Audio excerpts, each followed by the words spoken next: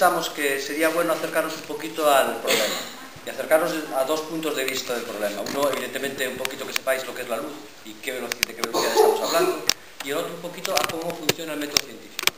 Cuando ocurre algo en ciencia, cuando alguien desarrolla un experimento y ese experimento no se ajusta a lo que más o menos está establecido, hay que reformular el problema y comienza a funcionar la máquina de la ciencia. Y para ponernos en contexto también un poquito, vamos a colocarnos a la altura de finales del siglo XIX, principios del XX, y curiosamente, no sé por qué, todos los principios del siglo suelen ser un poquito complicados. También este lo fue, como decía aquí el tango famoso. Y a finales de este siglo, en ciencia, en física, se pensaba que todo estaba más o menos establecido. Es decir, había unos veteranos de la física clásica, que aquí creo que entre Antonio y yo llegamos a un acuerdo de que podíamos elegir 11. La defensa estaría formada por una serie de veteranos, medio campo y demás. Aquí le pedí a mis alumnos que si los conocían podían irlos, igual que en el campo de fútbol. Bien, bien. Dudo mucho de que por sus fotos los conocieran. De hecho, en algunos de ellos, al teclear en internet, lo que salen son nombres de futbolistas, en muchos casos, y no nombres de científicos. Pero esto nos sirve para saber un poquito cuál era la base a nivel de física que había a finales de este siglo.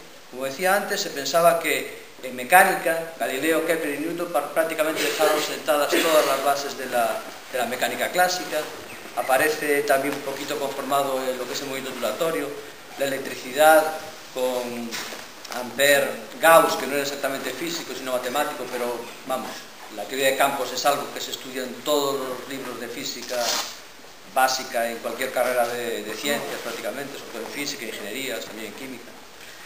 Y finalmente, ya acercándonos hacia finales del siglo XIX, mediados del XIX, finales del XIX, aparece Gibbs en termodinámica y como punta de lanza y delantero centro avanzado aparecía Maxwell.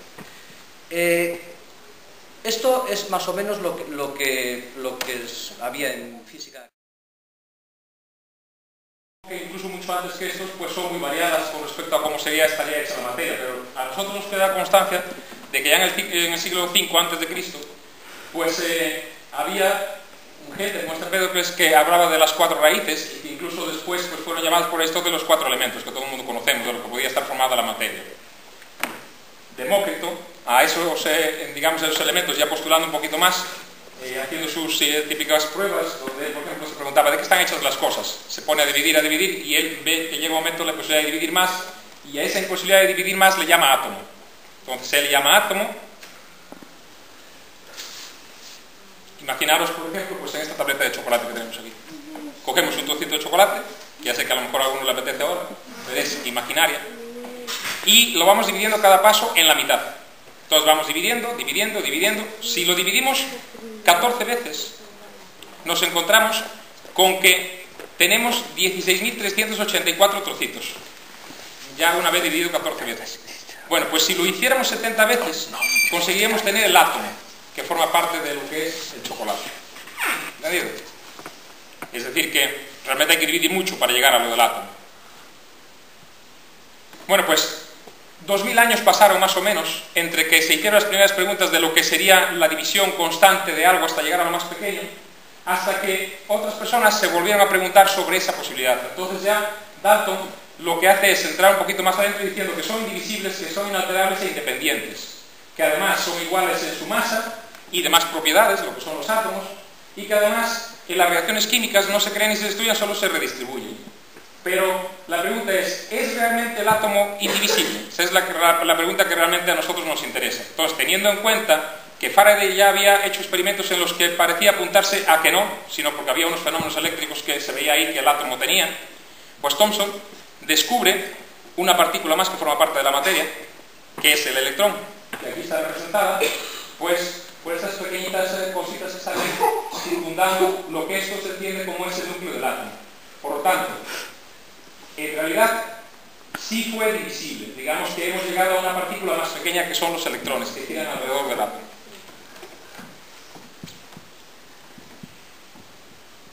Bien, pues Durante un periodo de tiempo que más o menos abarca entre el año 1800 y 1900, un siglo aproximadamente, pues una serie de personas van cada paso conformando más lo que es la teoría atómica, es decir, dando un poquito más de explicación sobre cómo está formado el átomo, sobre qué partículas lo pueden formar, y en concreto Bohr y Rutherford, que son los que ya están más cercanos a nuestra época, pues ya postulan más o menos cómo debe de estar conformado ese átomo, es decir, un átomo donde tiene electrones girando la parte externa, donde